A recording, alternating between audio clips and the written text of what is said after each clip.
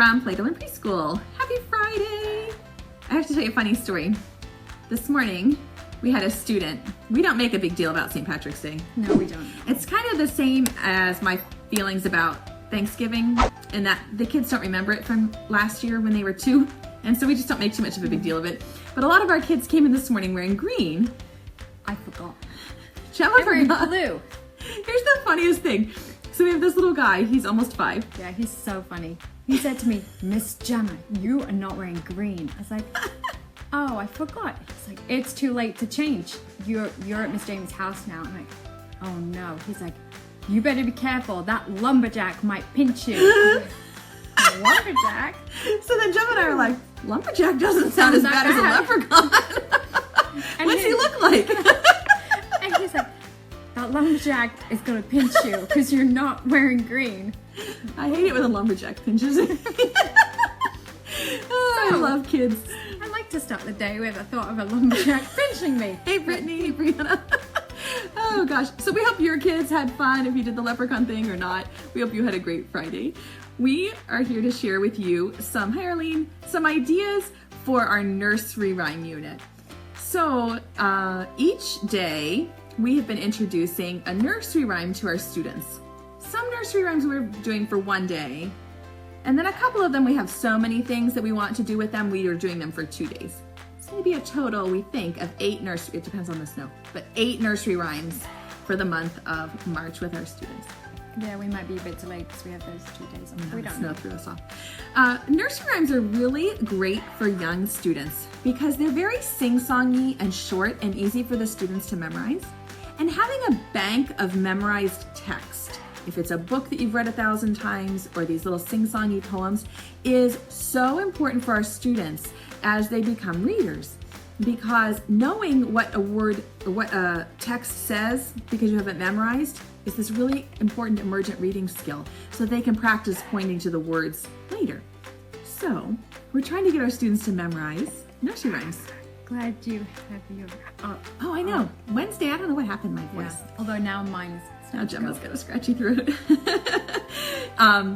Anyway, the nursery rhymes that we selected, we tried to pick some that are pretty common, and of course the ones that we have the books and things to go with. Mm-hmm. But any nursery rhymes that you can teach your students are going to be really helpful for them as they become readers. Yeah. The first one that we did is our favorite. We like to start it off with a bang. Yeah, and this one is probably one that most of the kids have probably already heard, and that helps. It's also the one that we have to use, but that we use for our literacy screening in pre-K. In Virginia, I'll leave a link to it, but we use this PALS literacy, which is a phonological awareness literacy screening. And in the screening, they need to have memorized Hey Diddle Diddle. So that's the first one that we did. Gave it away, you told him already. Well, when were you going to tell them? We hadn't announced it. All right. Hey Diddle Diddle. Hey, we like a big Were you going to build up to it? Yes. Okay. Now we're not. And so we'd like to share with you 5 activities that we do with our students. Did I erase the video about circle time? No, I haven't erased any videos recently. No, I haven't erased any recently. They're all still on there. Okay, so we're going to share 5 activities that you can do with your students for Hey Diddle Diddle. Okay, so our Facebook is going, it's very strange. And now we're sitting on top of each other again. Back to being vertical. Yeah, so we're just very cozy. So I don't think I'm going to be in this part because we can't fit it all in the camera. I don't know what Facebook is doing with our video. We also flipped it back around because we were really frustrated with the video yesterday. It was really confusing to us. We're doing our best. Alrighty. Okay. Here are the Hey Diddle Diddle activities. The first one. All right. Okay. Oh, whoop. See, we were trying to figure this out. So the very first one is a flannel board. If you don't have a flannel board, you could draw it on chart paper or print pieces off and then, add your own little flannel or Velcro pieces. With my hair sticking to the flannel board. Yikes. And the way that we introduce this is by telling the story of Hey Diddle Diddle. I'm going to move it this way just a tiny little bit so my hair doesn't stick to it. Ooh, thank you. Telling the story of Hey Diddle Diddle on the flannel board. So we set up this scene, and I really just start by telling the students the story. So I said, this is a silly story about some animals, and it goes like this. Hey diddle diddle, the cat and the fiddle.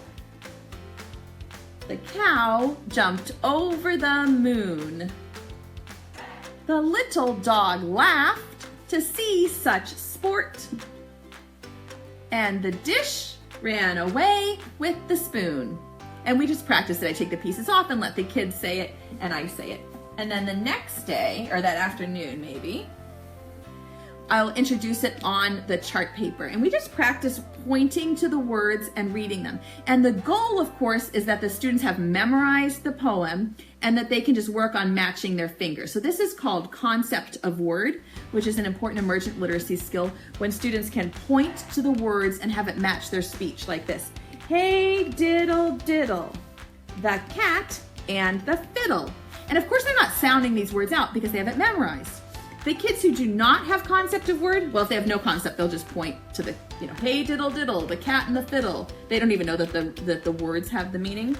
And then the kids who are close will say something like, hey, diddle, diddle, diddle, the cat and the fiddle. They'll point like for each syllable, or they can't keep track with the return sweep onto the next line. All right, come back. Come sit on Santa's lap. This is so silly. And so practicing pointing with your finger or with a pointer or with a popsicle stick, those are all really good emergent reading skills for our students after they have it memorized. You definitely don't want to have them trying to like sound out words or anything. That's not the goal. No. Okay. And then the next day, this is my favorite. This is so much fun. We actually have a cute little video. It's got the kids' faces in it, so I can't share it, but they did such a good job with it. Yeah, they really did. Even the 3-year-olds, they were awesome. fine. Yeah. So the next day we have them actually act it out. And so this is really high tech. We don't have a fiddle. No, we don't. So we've got paper towel tube and a block. That's what we use. You're gonna be the cat. And so we asked somebody to be the cat and pretend to play the fiddle. I'm not very good at it. And then this might be my favorite Halloween costume ever, but we have a cow costume. If you don't, you could just make a cow name tag. It doesn't have to be fancy. A white shirt with black markers. But how awesome is this? Is my 14-year-old. This was her costume when she was 2, and I've kept it because it's perfect. But it's just like a cow sweatshirt. And so we dress somebody up as the cow. Somebody gets to hold the paper moon. The paper. Very well cut. It's been jumped over on. We have a dog hat. But again, if you don't, you could just write dog on a name tag. Yep, that works. And then we have somebody's the dish and someone is the spoon. So that's 1, 2, 3, 4, 5, 6 kids at a time can act it out. And the rest of the class is just reciting the poem. And they can be the audience, so they would sit and clap, etc. And so they just act out the poem. Hey, diddle, diddle, the cat and the fiddle. The cow jumps over the moon. And they actually jump on the floor. Yes. The little dog laughed. That's going to be the screenshot that Facebook picks when they pick the one that... Facebook chooses which one you see when you're just scrolling by. I'm sure that'll be it. Thanks, Facebook. The little dog laughed to see such sport. And the dish ran away with the spoon. And then they run away. Hold hands or and run away. If you're in England, you would say to see such fun. To see such dish fun. Ran away with the spoon. I don't know. Why is it different? I think Americans changed it because I'm sure that nursery rhymes were in England before and in America. But that's a different subject. It's like a recurring theme, isn't it? It is.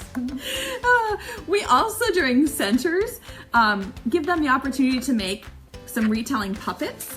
So flannel hair, dog hair. And so we just printed, I will leave a link. This is free clip art from TPT. I will leave a link for it because it's so super cute. It's black and white, and they colored the pictures. Gemini did these. We colored these in because we'd send all the others home. We were getting ready to go live. I said, can you pull out a set of the puppets? I said, we don't have any. We sent them home. Sorry. So we colored them in. We should get them Not very well. Okay, there we go. I did these ones. I did these. And so we have each kid color, and then we just quickly cut them out. Now the trick for this is, you want, to have everybody color, and then get your whole stack of papers and staple around the edge, and then just cut them out all at the same time. Don't cut out 12 different puppets. No, it would take you It would take too long. And then we just we put some masking tape on a popsicle stick and wrote the names. And so then they can just hold the puppets up with their friends and say the poem. Hey, diddle, diddle, the cat and the fiddle. The cow jumped over the moon. little dog laughed Ha ha ha ha ha. to see such fun. And the, The dish ran away with The spoon. And so then after they've retold it, we'll just send these home And with they can them practice. And they can practice at home. at home, yeah. That's why we don't have any here. 'Cause That's why we don't have any. And then finally, I wanted to share 2 of our favorite books to read during story time when we're doing the Hey Diddle Diddle unit, or the Hey Diddle Diddle Day. I guess we should do the Hey easier Diddle one. Diddle Day. Hey Diddle Diddle Day. It's Hey Diddle Diddle Day. Hey Diddle Diddle Day. It's Friday. It's Friday. I guess I'll share the easier one first. So It's gonna be backwards. This is my favorite Hey Diddle Diddle book. It's about the cow that jumped over the moon. Her name is Cindy Moo. It's so cute. It's so cute. It's a rhyming book, which of course is perfect. And it's the story of Cindy, who's looking out her window at the barn up at the moon. And she just always wishes that she could be that cow who jumped over the moon. And she tries. How cute is she? I mean, really. That's adorable. And she tries and tries. And like I said, it's a rhyming book.